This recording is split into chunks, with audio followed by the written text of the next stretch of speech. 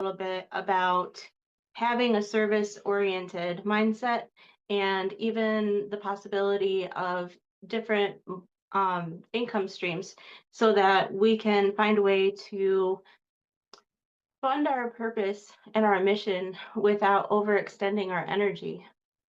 So, what would you like to discuss in this regard? Because like I'm kind of new to this concept of multiple streams of income and passive income. Mhm. So I'd love to hear what you have to say about that.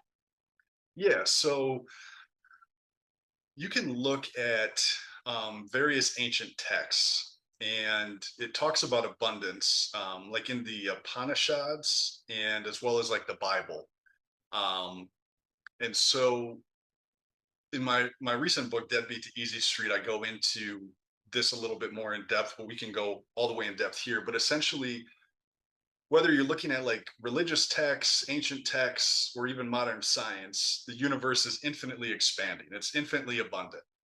And so, what a lot of people fall into the trap of thinking is that life is a zero sum game. For me to have, I have to take from somebody else.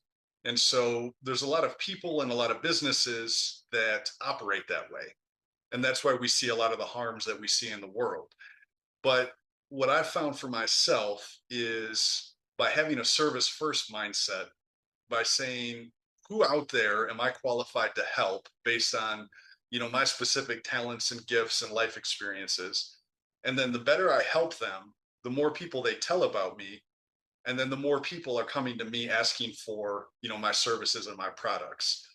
And so when you look at sort of the ways to make money in this world, which obviously money is important, on kind of that three-dimensional level, there's really three different ways. You can trade your time for money, which everybody's familiar with. I mean, this is your standard job. You punch a clock, for 8 hours, you get paid for those 8 hours. The problem with that system is that it's linear. We only have 24 hours in a day. And so one of the questions that I had to myself is, well, how do some people generate generational wealth? How do they create so much money that it lasts more than a lifetime? Because if you just trade time for money, that's mathematically impossible. And the second way that people make money is investing. And a lot of people are familiar with investing, but of course, the problem is you have to have enough money that you can invest with. And the other thing with it too is that investment is a long-term thing. If you take money out of your investments, then your investments will not do as well. I think it was Albert Einstein said the eighth wonder of the world is compound interest.